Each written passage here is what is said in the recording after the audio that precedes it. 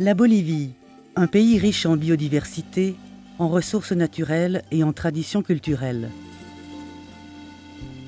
La Pachamama, la Mère-Terre, est au centre de la culture des civilisations incas qui, durant des siècles, avaient développé des techniques de production agricole efficaces et parfaitement adaptées à des conditions climatiques extrêmes.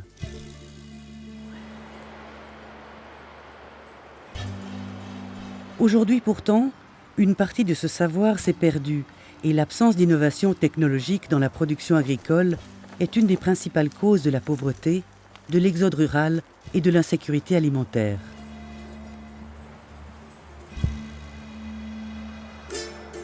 La Bolivie possède pourtant un grand potentiel de développement. La coopération suisse y est présente depuis plus de 40 ans. Comme la plupart des petits paysans de la région de Colomi-Cochabamba, Osvaldo et son épouse, Julia, vivent de la culture de la pomme de terre. En Bolivie, il existe plus de 2000 variétés de tubercules, la plupart d'une grande valeur nutritive. Beaucoup, pourtant, étaient tombés dans l'oubli.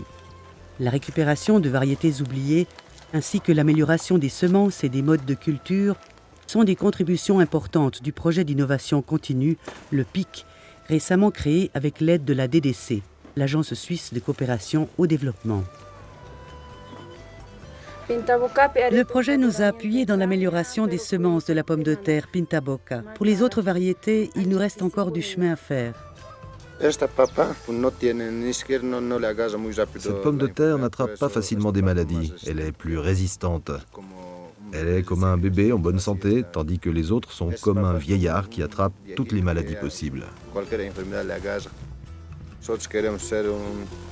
Nous voulons encore progresser. Maintenant, notre idée est de transformer ces pommes de terre en chips.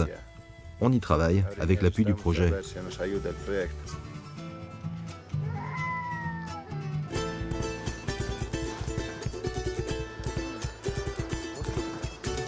L'innovation liée à la conservation de la biodiversité et à l'amélioration des techniques de culture traditionnelles se base principalement sur la participation active des paysans. En Bolivie, 80% des petits paysans vivent en dessous du seuil de pauvreté et disposent d'un espace de culture extrêmement réduit. L'innovation technologique devient donc souvent une condition de survie. La récupération d'espèces autochtones oubliées, comme ici l'aracacha, contribue à l'amélioration de l'alimentation.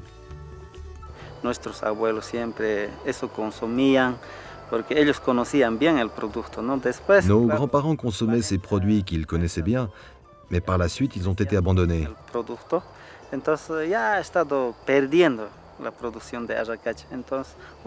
ne produisait pratiquement plus d'aracacha, mais grâce aux recherches menées avec le PIC, nous avons réussi à récupérer de nombreuses variétés, surtout d'achira.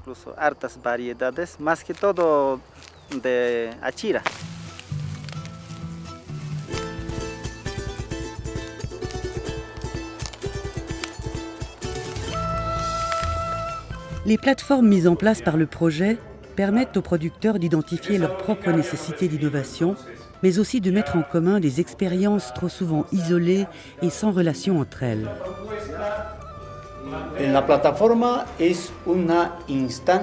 La plateforme est une forme d'organisation qui nous permet de coordonner le travail des différentes institutions, qu'elles soient publiques, privées ou académiques. C'est aussi un espace qui nous permet d'orienter notre travail, d'exprimer nos besoins et de trouver des solutions en tant que producteurs.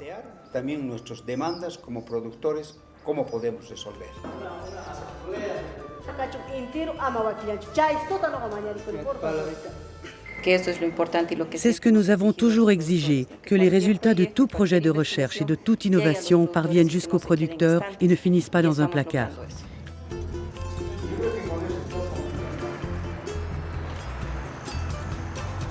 L'arboriculture, et surtout la culture de la pêche, est une des principales ressources de la région. L'amélioration des techniques de production est donc très importante pour l'économie locale. Grâce à ses connaissances et aux expériences développées durant 13 ans, Don Tomás Gutiérrez est à l'origine d'une nouvelle espèce de pêche, plus résistante aux intempéries.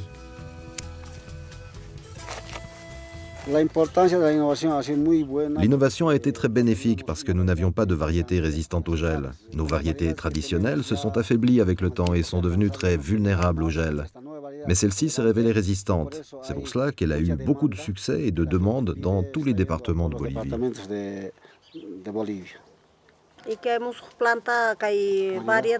Cette nouvelle variété nous a permis d'augmenter nos revenus. Comme elle est plus productive, elle nous laisse davantage de bénéfices.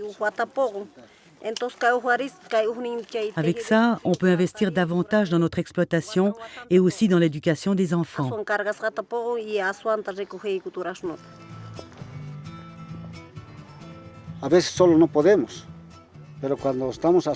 Parfois, seul, on n'y arrive pas, mais associés et organisés au sein de la plateforme, on s'en sort beaucoup mieux.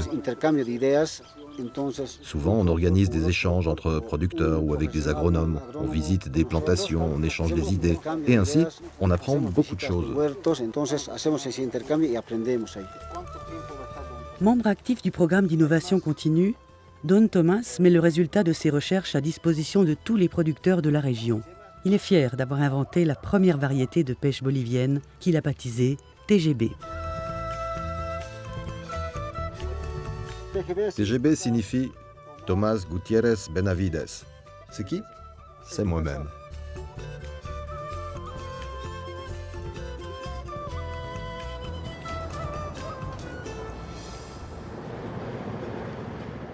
Mais pour que ces initiatives puissent voir le jour, il est indispensable que les différents acteurs qui agissent autour du processus d'innovation travaillent ensemble et de manière complémentaire. Universités, instituts de recherche privés ou publics, gouvernements, municipalités, petits producteurs, tous contribuent au succès qu'ont rencontré les plateformes d'échange.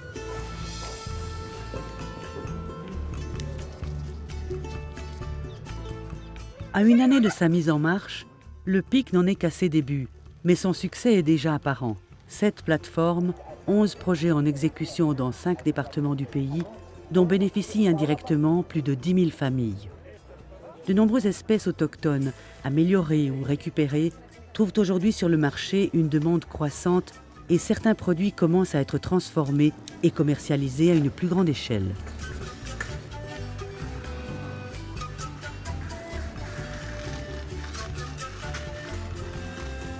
Le projet, à ses débuts financé par la DDC, est progressivement assumé par des fonds publics et par d'autres agences de développement.